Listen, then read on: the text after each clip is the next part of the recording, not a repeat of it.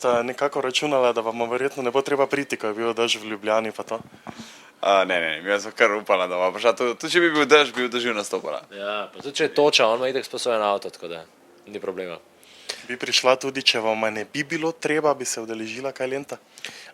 Ja, meni je Lent ful fajn festival. Jaz v bistvu zdaj skoraj vsako leto, že prej, ko smo z Impro ligo, smo tudi hodili sami in je bilo zmeraj super.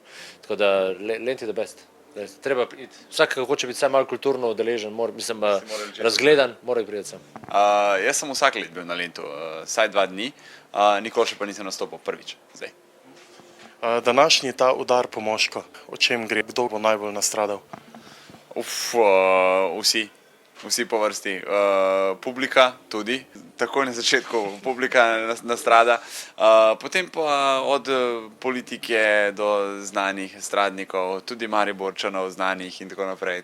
Do homofobov, do kretenov, ljudi s preveč predsodki, vsi ti. Ljudi z velikimi nosovi? Tudi, definitivno. Iz sebe se moraš norca delati, oni konkretno. Zunaj niso spuščali oziroma so odsvetovali ogled vajne komedije otrokom, kaj je res tako hudo? Pa veš, kako bi jaz rekel, ne.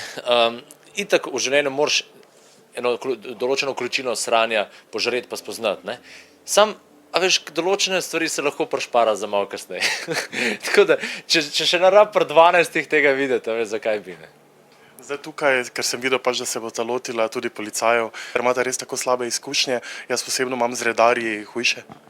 S policaji? Jaz s policaji osebno nimam slabih izkušenj. Mislim, bil sem 8 let policaj in tako naprej, tako da imam z njimi čisto dobre odnose. Imam pa z cestnoprometnimi pravili zelo slabe izkušnje. S tem pa imam, ja. Tako da kot vsak normalen državljan, 14 pik imam, ampak se počasi se držim, da se kakšna tudi zbriše.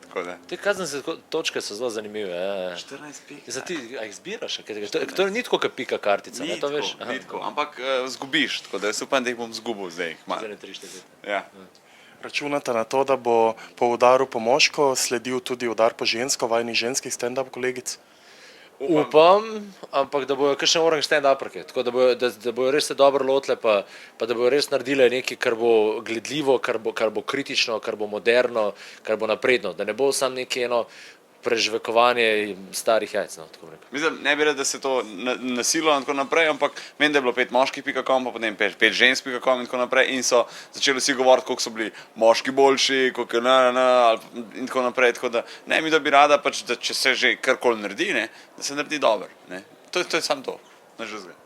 Verjetno izhajata z zgodbami iz vajinih osebnih izkušenj ali odkot jemljeta štof za... Ja, čisto samo življenje. Samo svoje. Življenje je ful lepo, pa tudi zna biti zelo zoprno, ne, in ti eno tako paleto vseh izkušenj, čustev, ne vem, česa še ti da če tega ne izkoristiš za svoje delovanje, za svoj posel, ne, pol delaš napako na zmaj. Kako naj potem razumem dejstvo, da bo ta govorila o moških, ki so slabi v posteli?